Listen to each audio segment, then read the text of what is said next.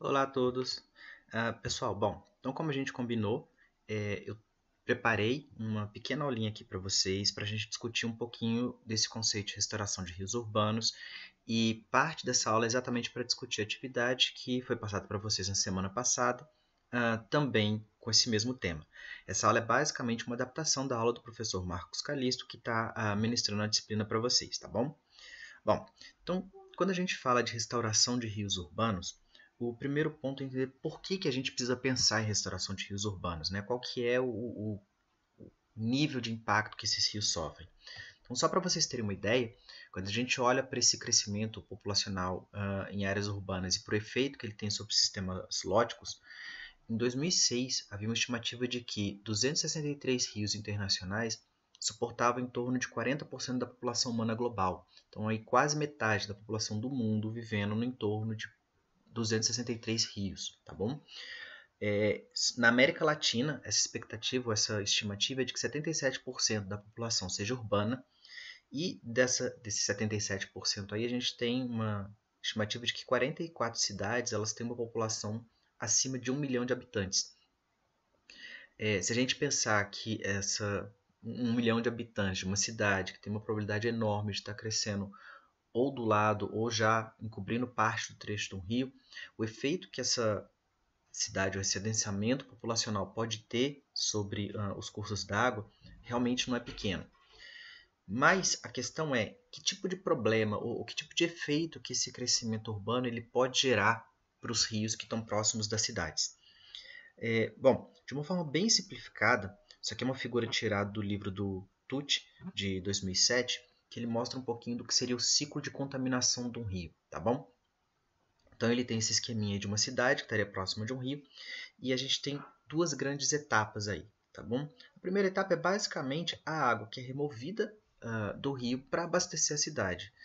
Aí, se a gente pensar só em centro urbano, a principal fonte aí de demanda de água vai ser a indústria e, secundariamente, a parte de carga doméstica, que também vai usar dessa água.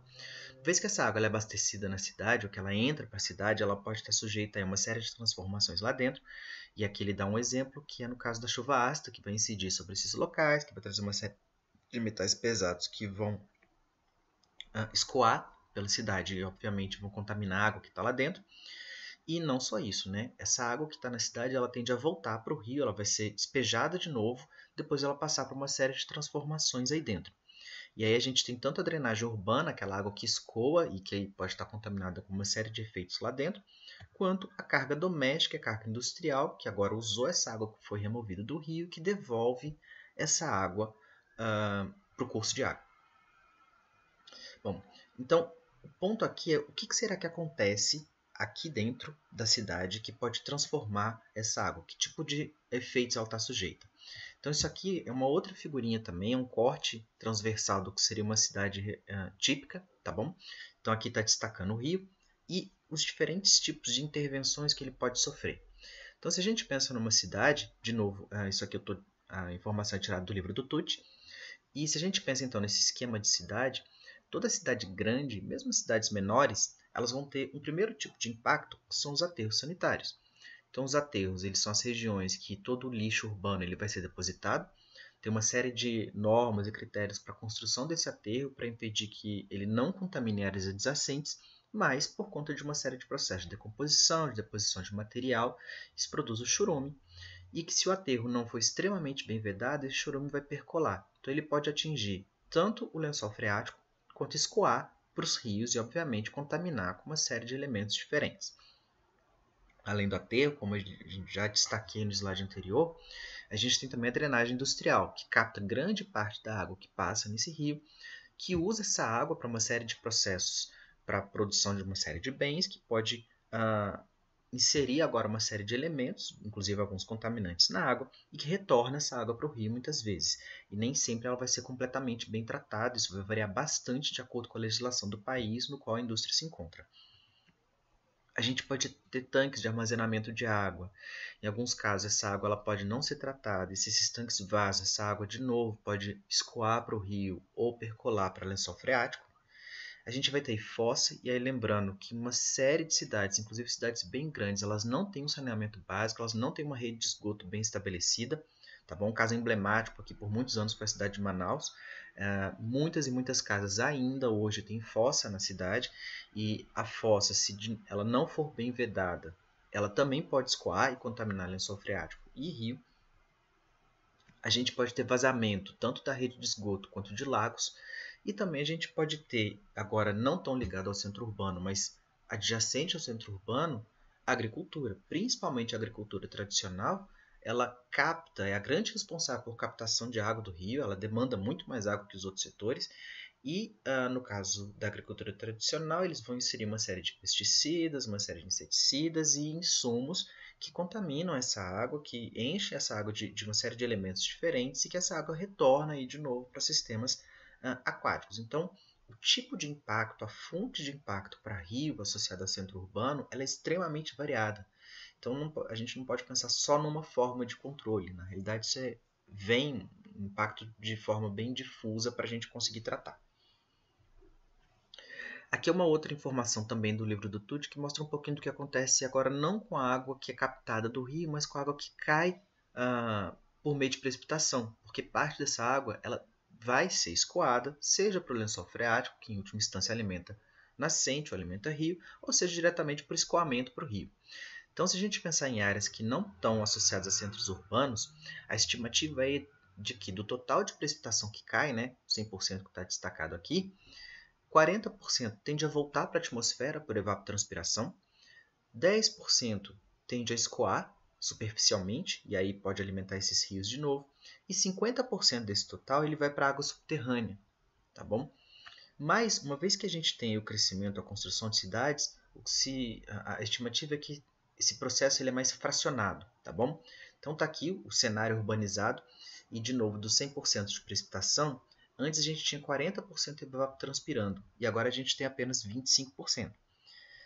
Tem uma via nova de que 15% da precipitação ela escoa para os telhados das casas e dos prédios. E desse 15%, ele quase que na sua íntegra, ele volta aqui para o sistema de captação de esgoto pluvial. 30% cai diretamente nele, e dos 50% original, que era de água subterrânea, a gente tem agora 30% indo para essa água subterrânea. Consequentemente, isso alimenta menos o lençol freático, alimenta menos as regiões onde vão estar as nascentes ou a entrada, ou a água que vai percolar pela área de captação para os rios. A gente tem menos água chegando lá, e uma água agora que passa por mais transformações porque ela escoa por meio da cidade. Bom, e toda essa modificação que esses centros urbanos geram na paisagem, eles podem estar associados, de certa forma, com desastres naturais. E aí a gente tem 3 grandes tipos de desastres, tá bom? O primeiro tipo são os desastres hidrometeorológicos, que basicamente são cheias, secas, principalmente associadas a temperaturas extremas, escorregamentos e avalanches. A gente pode ter desastres geofísicos, que aí os exemplos mais clássicos, terremotos, tsunamis, erupções vulcânicas. E a gente pode ter os desastres biológicos, que são principalmente as epidemias e as infestações de insetos. Tá? Um caso clássico, como eu já mostrei ali, de desastre hidrometeorológico, está associado, obviamente, com enchente. Então, nessa figura aqui, vocês podem olhar, a gente tem uma medida de vazão ao longo do tempo. Vamos imaginar que isso aqui está acontecendo ao longo de um ano, por exemplo. Primeiro, vamos olhar só para essa linha contínua aqui, tá bom? Ela mostra o que seria esperado em termos de vazão de um rio antes da urbanização de um local.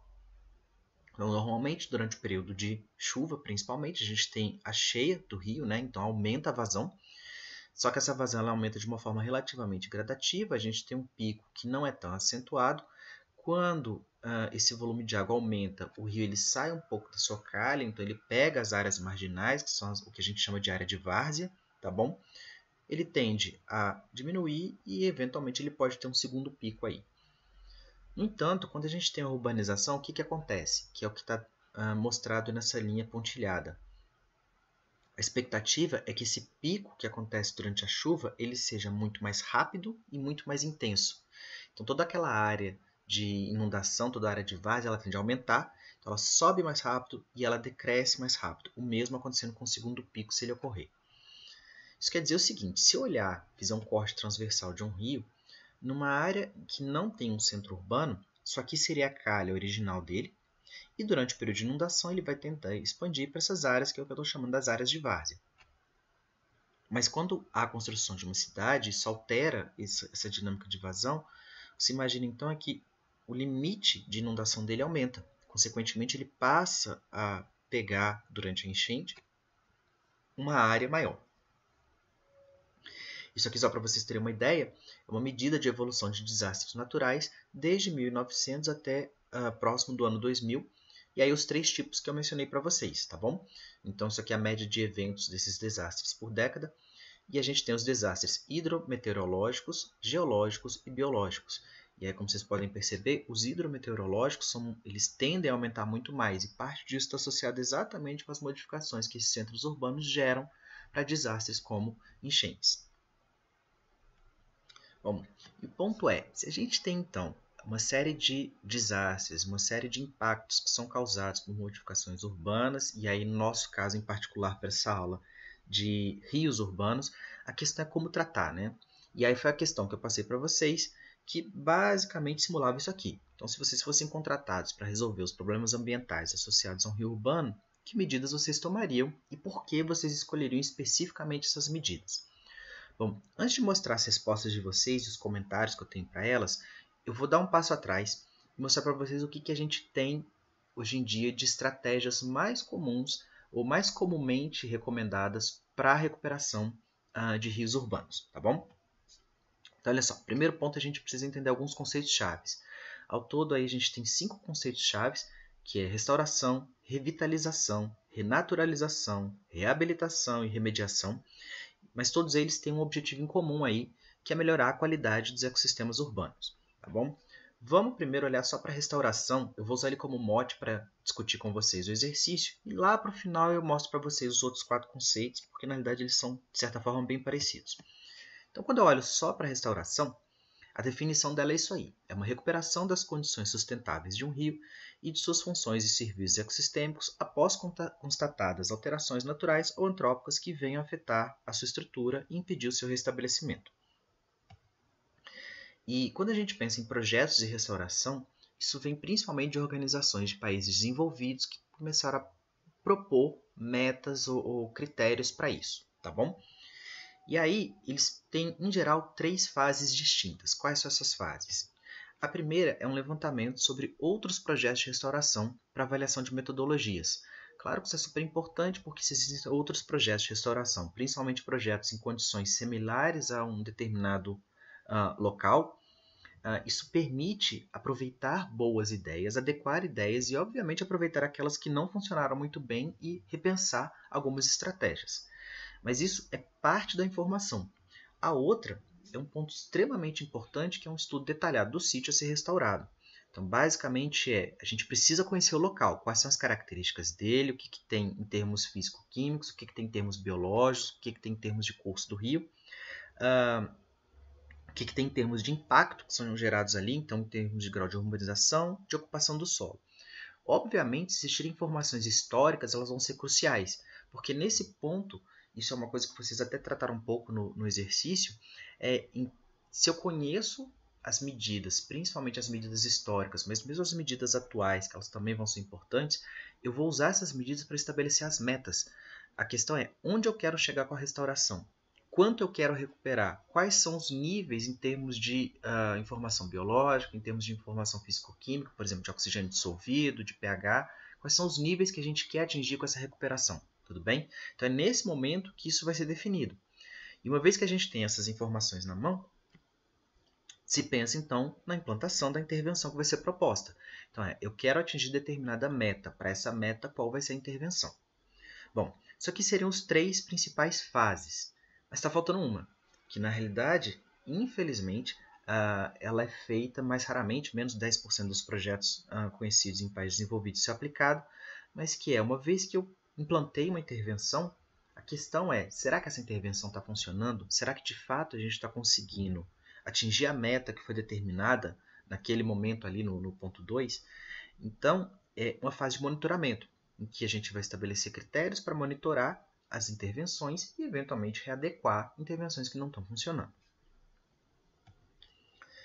E aí, a gente tem os objetivos mais comuns, né? Aquilo que normalmente é traçado como a principal meta para a recuperação, que é melhorar a qualidade hídrica, e aí especificamente remover essas fontes de poluentes, e aí a gente tem toda aquela gama de fonte que eu mostrei para vocês lá naquele slide, que era um corte transversal da cidade. Restaurar a vegetação ripária, não preciso nem dizer a importância disso, a vegetação ela é super importante para manter não só a ciclagem de nutrientes ali que vai estar associada com o rio, como também para manter a margem estável, evitar assoreamento, evitar mudança de curso. Aumentar e melhorar os hábitos físicos nos cursos d'água, porque esses hábitos físicos vão ser importantes também para as espécies que vão ocupar os locais.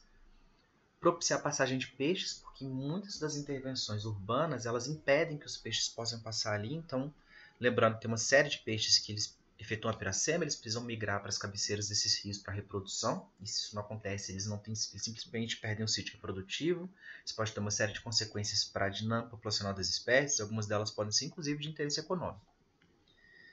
Estabilizar as margens do canal fluvial, nem sempre essa estabilização é por meio de vegetação ripária, ela pode ser uma estabilização física, ela pode ser por construção, ela pode ser por deposição de material ali que ajuda a manter a estabilização e, principalmente, controlar a enchente, porque além de todo o desastre direto que a enchente causa, a gente tem uma série de desastres indiretos, como aumento de incidência de doenças, por exemplo. Bom, isso que eu mostrei foi para países desenvolvidos, né? O que acontece no Brasil? No Brasil é um pouco mais difuso, não existe um estabelecimento de protocolos claros e gerais sobre como trabalhar a restauração de rios urbanos. Então, o que a gente tem aqui no Brasil, basicamente, são situações pontuais de implementações feitas em alguns locais do Brasil para alguns rios, algumas microbacias e algumas estratégias que funcionaram e outras que já não funcionaram tão bem. Então, só para vocês terem, como eu falei, a gente tem casos pontuais. Aqui é um caso do córrego do Bananal, que fica na cidade de São Paulo. Então, quando se pensou em restaurar esse córrego, ele foi pensado, ou foram estabelecidas 6 metas para ele, tá bom? Então, primeiro, controle de cheias, lembrando, isso é extremamente recorrente aqui no país. Adequação da área de várzea, implantação de parque linear, e aí normalmente isso envolve melhorar um pouco da condição da mata ciliar, tá bom? Reloca pessoas que ocupam as áreas de risco e essas áreas de preservação ambiental. Normalmente no Brasil, esses rios ficam em regiões mais periféricas, então a gente tem uma população mais de baixa renda, que normalmente constrói casas próximas disso, e aí elas já estão numa condição mais precária, estão mais sujeitas à inundação, estão sujeitas à perda à mudança do curso, à perda de margem, então elas precisam ser realocadas. Implementar um programa de educação ambiental, e esse ponto talvez seja um dos mais cruciais quando a gente pensa em recuperação, porque a recuperação ou qualquer plano de conservação, não importa que seja no Brasil, é impossível pensar em recuperação ou em preservação se a gente não inserir o componente antrópico, tá bom? As pessoas fazem parte do ambiente, elas vivem ali, e se elas não se identificam com qualquer processo de recuperação, a chance desse processo funcionar é muito baixa, porque ele só funcionaria num sistema de fiscalização extremamente intenso, que normalmente é inviável, e isso afeta negativamente a vida das pessoas. Então, se elas entendem as melhorias que elas podem ter, os benefícios que existem associados à recuperação de um local, a expectativa de sucesso dele é muito maior. Por isso a importância do programa de educação ambiental. E um controle da poluição difusa, que talvez seja o mais difícil, porque se ela é difusa é muito mais complicado identificar a fonte. Se a gente não identifica a fonte, fazer o tratamento da poluição é de fato mais complicado. E finalmente, saneamento básico, como eu falei, isso é um problema generalizado no país, e sem o saneamento básico, grande parte da poluição, e que no Brasil é predominantemente orgânica, por esgoto doméstico, ele não é tratado, e isso polui e aumenta uma série de problemas nesses rios. Na cidade de Belo Horizonte também existe um programa de despoluição ou de recuperação de rios. São poucas as cidades no Brasil que têm isso. E ele tem aí 4 grandes objetivos, tá bom? O primeiro deles é a despoluição dos cursos d'água com a implantação de redes coletoras, interceptores e tratamento dos esgotos. Segundo, a redução dos riscos de inundação com a implantação de sistemas de controle de cheias, desocupação de várzeas. Isso é bem parecido com o que com o exemplo que eu mostrei para vocês no slide anterior. Fazer um controle da produção de sedimentos, com eliminação de focos erosivos, contenção e revegetação das margens. E é importante porque, apesar de ter esse foco em revegetação das margens, esse programa ele não foca em mudar estruturalmente o rio. Então, áreas do rio que já estão cobertas ou canalizadas, ele não prevê, por exemplo, mexer nessas áreas. Elas permaneceriam cobertas ou canalizadas. E ele prevê, da mesma forma, as áreas já estão abertas, continuarem abertas também. E integrar os córregos com a paisagem urbana através da compatibilização das intervenções de drenagem com saneamento viário, ambiental, habitacional e de lazer. Então, é criar uma forma de integração, de adequação desses rios, minimizando aí, então, os impactos que eles sofrem. Mas perceba uma coisa, em momento algum, que é o que vocês podem estar se perguntando, existe um foco em melhoria ecológica, tudo bem? Não tem algo que mostre especificamente sobre ciclagem, sobre interações entre as espécies. Mas, dado que várias dessas estratégias elas focam em despoluição, em melhoria das margens, essa meta ela acaba se tornando uma meta secundária, porque esses benefícios gerados nos rios geram benefícios ecológicos indiretamente, tá bom? Bom, então mostrei para vocês os exemplos, mostrei para vocês o que normalmente é pensado em termos de recuperação de rios urbanos, e agora eu vou tratar um pouquinho disso que eu mostrei para vocês dentro da resposta do exercício que eu passei. Então, o exercício que eu passei para vocês ele foi baseado numa situação que ocorreu aqui na cidade de Belo Horizonte, não é exatamente igual, mas é parecida. E o que eu vou fazer aqui é mostrar resumidamente a resposta que cada grupo passou e vou comentar em cima do que vocês pensaram, tá bom? Então, olha só, eu não botei especificamente o nome dos grupos, mas cada grupo consegue identificar pelo padrão de resposta. E aqui eu vou mostrar o que eu chamei de grupo 1. Foi a primeira resposta que eu recebi. E eu dividi as respostas de vocês nas informações que vocês se propuseram a captar e as aplicações que vocês pensaram em exercer, uma vez que vocês têm essas informações, tá bom? Então, o primeiro grupo, ele pensou em 4 informações principais, que seria medir a vazão, medir a perenidade do sistema, medir o transporte de sedimentos e pegar informações sobre os dados topográficos dos rios. E como aplicação, tinha basicamente estimar ou tratar alturas da barragem marginal, obviamente quanto maior a altura, menor a probabilidade de sofrer enchente, e da mesma forma trabalhar com a altura das pontes, ou da ponte que existia lá no exercício. Num segundo momento, existia uma necessidade de coletar mais 2 informações de acordo com esse grupo, que seriam informações sobre a fauna e a flora, que existe na região, principalmente aquela fauna e a flora que potencialmente foi perdida, e coletar informações sobre as características químicas do riacho. E aí, de novo, isso seria usado para as seguintes aplicações, que seriam incrementar outras formas de vida ou preservar as existentes. E essa parte de incrementar a forma de vida seria incrementar as formas de vida que eventualmente foram perdidas com a urbanização. Além disso, o grupo menciona 3 estudos de casos, um deles bem emblemáticos no mundo, de restauração de rio. O primeiro, então, seria esse rio aí, o Cheonggyecheon, na Coreia. Isso aqui é uma foto que mostra muito do que aconteceu, da transformação desse rio, né? Nessa foto aqui da esquerda, mostra o viaduto que existia e ele foi construído em cima do rio. E, bom, essa foto aqui do lado está mostrando a mesma situação após a derrubada do rio. Então, em Seul, eles começaram a pensar uma série de estratégias para a recuperação do rio e esse rio foi completamente revitalizado. Então, hoje ele é um rio que tem um baixo nível de poluição, a água é potável, as pessoas usam esse rio como área de lazer. Isso dentro da cidade, percebam que é o mesmo local. E aqui uma foto mais detalhada do rio depois de todo o processo de revitalização que ele passou. Além disso, eles mencionam também o rio Tamisa, no Reino Unido, que também passa por um processo de despoluição. E aí tem tanto instalação de estações de tratamento, como incentivo para as pessoas não poluírem o local. E o rio Sena, que também se encontra numa situação parecida, apesar de ele estar um pouco mais poluído em relação ao Tamisa. Bom, então voltando aqui para a resposta do grupo, o que acontece? Se a gente pensar nas informações e nas aplicações, tem um certo grau de falta de compatibilidade entre elas. Porque a rigor é o seguinte, pensa nas primeiras informações, nessas que estão aqui do lado esquerdo. Existem 4 informações e existe uma aplicação, que é associada à altura da barragem marginal e de pontes. A rigor, a única informação que realmente é importante para a gente conseguir estimar uma altura da barragem marginal, pensando no conjunto de informações que vocês passaram, é a vazão. Então, tendo informação sobre a vazão, e principalmente sobre a variação que ela tem ao longo do ano, lembrando que se é uma área urbanizada, aqueles picos de cheia vão ser maiores, eu consigo estimar tanto a altura de barragem quanto a altura das pontes. E aí com relação à fauna e à flora, ela também tem uma implicação direta sobre as formas de vida, mas de novo as características químicas não tinham destaque sobre como elas viram uma aplicação. Então, a gente tem esse quadradinho aqui sobre perenidade, transporte de sedimento e dados topográficos, que de fato podem trazer informações relevantes sobre a situação atual do rio, mas que não geraram uma aplicação em particular, tá bom? E o mesmo acontece com as características químicas, tá? São informações que vão ser importantes, mas que não geraram uma aplicação.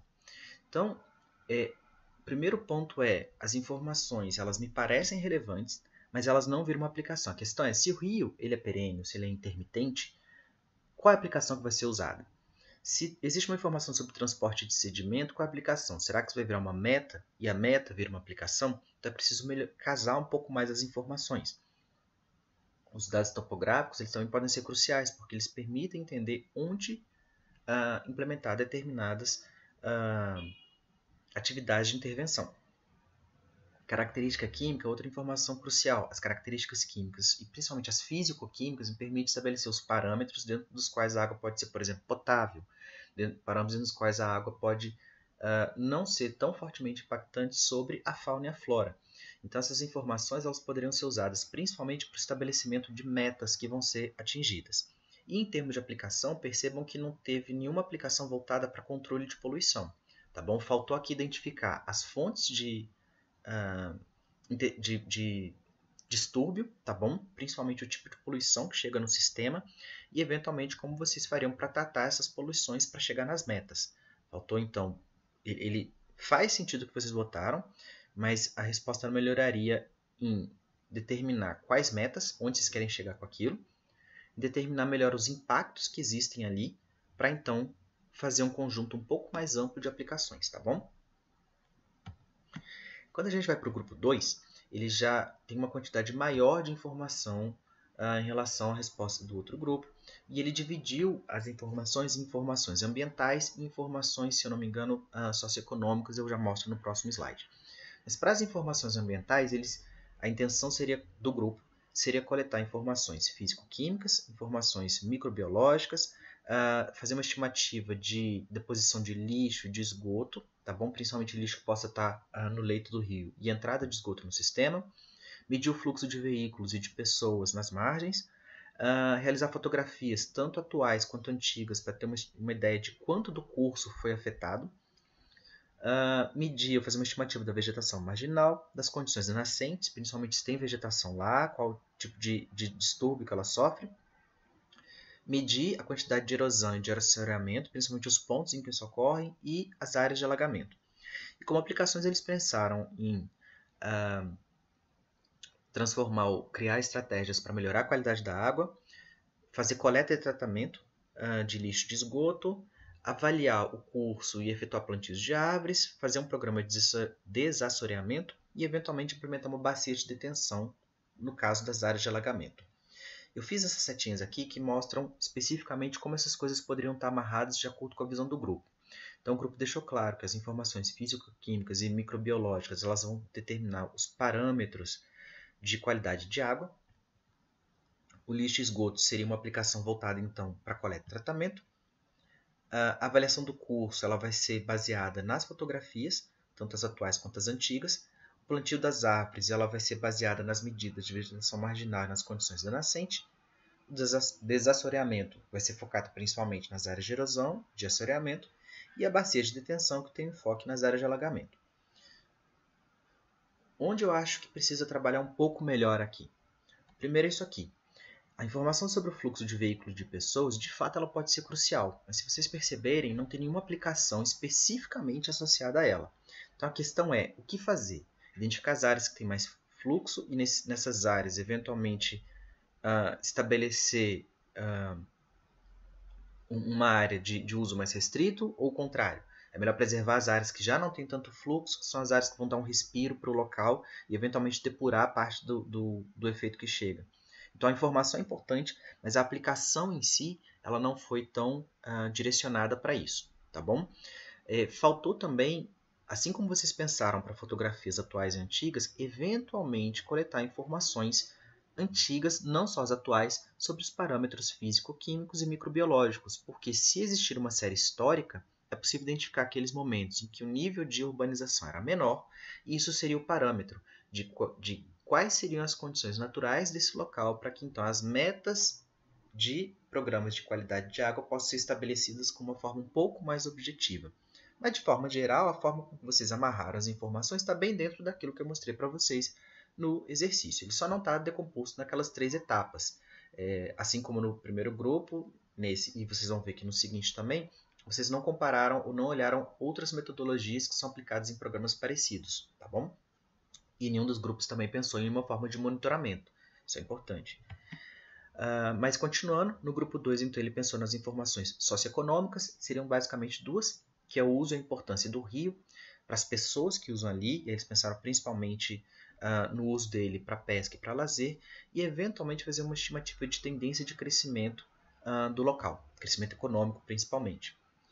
E aí, para as aplicações, o uso e a importância do rio ele seria usado principalmente para determinar aplicações voltadas para a qualidade da água, para saneamento, que possam garantir que esse uso do rio seja continuado pela população. Então, se a população usa, por exemplo, muito para pesca, a qualidade da água seria voltada para manter peixes na região que possam ser usados, pescados, né? Ou saneamento que possa manter a área como lazer. Da mesma forma, ter uma estimativa da tendência de crescimento, ela permite fazer uma previsão do uso do local. De fato, planejar ou usar as expectativas futuras de uso do local para determinar o manejo é uma estratégia interessante.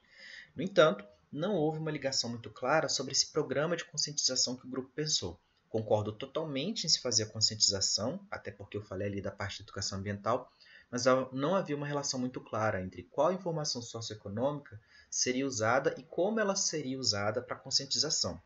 Imagino que o primeiro passo aqui seja fazer essa ligação que eu botei aqui, que vocês não destacaram lá, que seria, a partir das informações do uso e importância do rio para as pessoas, pensar nas estratégias de conscientização. E por fim, teve as respostas do grupo 3. Bom, de informação, o grupo 3 pensou nesse conjunto aqui. Então, informações físico-químicas, e aí esse grupo pensou em pegar tanto as informações antigas quanto as informações atuais, o que é sensacional, porque ajuda a determinar essas metas. Pegar informações sobre regiões de mata ciliar e regiões de maior erosão, condição do solo, fontes de poluição, de novo, crucial, lembrando que principalmente para países em desenvolvimento, como no nosso caso, a poluição é orgânica, então é importante mesmo identificar isso aqui. Fazer uma estimativa de plantas e animais endêmicos do local e uma estimativa das condições da nascente. Realmente, gente, trabalhar com rios sem olhar para as nascentes e para os afluentes, a gente não consegue manejar muita coisa.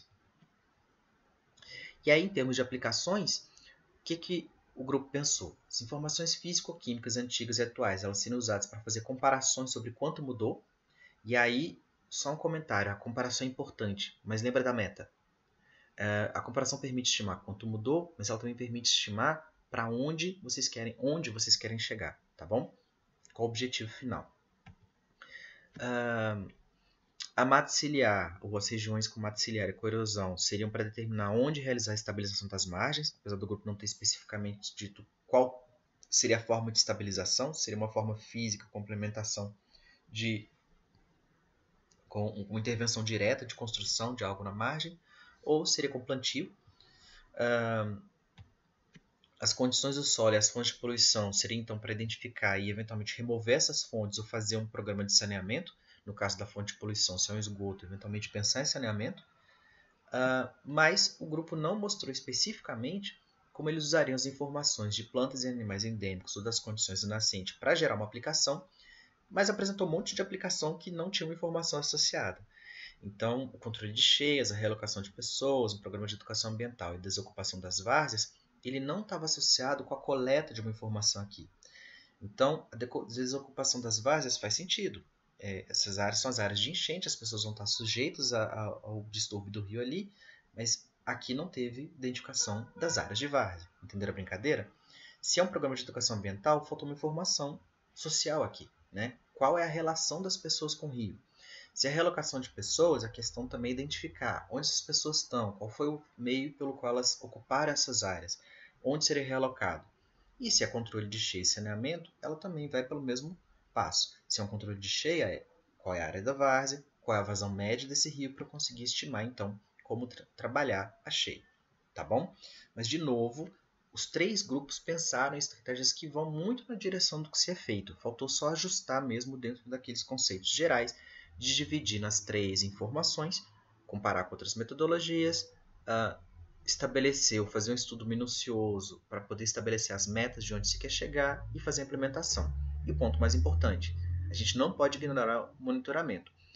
Alguns trabalhos que acompanharam, por exemplo, a situação, a recuperação de bacias aqui em Belo Horizonte, eles mostraram que tem um efeito. Então o rio parece, ou as intervenções parecem recuperar as condições dos rios ou tornar elas menos adversas para as espécies que podem ocorrer ali. Mas sem o monitoramento continuado, a gente jamais vai ter uma ideia da eficiência disso, tá bom? E bom, para finalizar, lembra que eu falei que existiam 5 conceitos ali em termos de recuperação. Então, só para vocês não se perderem, eu vou mostrar para vocês os outros 4 conceitos que tem aqui e vocês vão ver que eles são bem parecidos na realidade. Por que eu vou mostrar? Porque em alguns casos, como eu falei, a gente não vai ter uma estimativa das condições históricas do rio. A gente não vai saber quais eram os parâmetros originais para poder estabelecer a meta. Então, não necessariamente vai ser um programa de restauração para o ponto original, mas isso não impede que a gente consiga pensar em programas de melhoria ou de recuperação de rios urbanos. Então, um dos conceitos seria a restauração ecológica, que é basicamente a recuperação do ecossistema degradado, e aí então aqui vai considerar principalmente o aspecto natural e a respectiva integração dos fatores bióticos e abióticos. Então isso aqui ele tem um enfoque muito maior nas relações ecológicas do sistema, que é aquilo que eu falei que parecia uma meta secundária no caso da cidade de Belo Horizonte, por exemplo. Revitalização, que é a preservação, conservação e recuperação ambiental dos rios, e aí para isso se usa principalmente ações integradas que proporcionam melhoria da qualidade da água para uso múltiplo, tá bom? Bem como na melhoria de condições ambientais e uso sustentável de recursos naturais. Renaturalização, então recuperar esses rios usando manejo, evitando uso antrópico que inviabiliza sua função, e a intenção é regenerar o ecossistema, buscando o mais próximo possível o restabelecimento da biota natural, bem como a conservação das áreas naturais de inundação. Ele lembra muito aquela recuperação ecológica. Reabilitação, que é representada por ações que possibilitam o retorno parcial das condições biológicas e físicas do rio à sua condição original, podendo restituir suas funções ecossistêmicas. Então, o enfoque desse daqui já é num retorno parcial, então não é voltar totalmente às condições originais. E remediação, que é a formação de um novo ambiente modificado. Então, imagina, por exemplo, que a gente não tem aquelas informações históricas. Então, a remediação, eu tenho um novo ambiente que modifiquei sem necessariamente estar voltando para a condição original. E em situações nas quais os impactos ambientais eles foram muito intensos ou em casos de estresse antropogênico crônico, normalmente a remediação ela vai ser mais utilizada, tá bom? E, bom, gente, era basicamente isso que eu tinha para mostrar para vocês. Foi um resuminho, na realidade, do que a gente pode pensar em termos de recuperação de rios em áreas urbanas. E lembrando que, em alguns casos, infelizmente, os rios eles já se encontram em estado tão degradado que a recuperação ela pode ser extremamente custosa, tá bom? Então, nem sempre essa recuperação é economicamente viável, apesar de cada vez mais no mundo hoje em dia a gente está focando, já havia uma preocupação crescente sobre como essa água é tratada, porque ela está se tornando mais escassa, então ela precisa de alguma forma ser manejada. Isso envolve manejar os rios que cortam os centros urbanos, tá bom? Bom, era basicamente isso que eu tinha para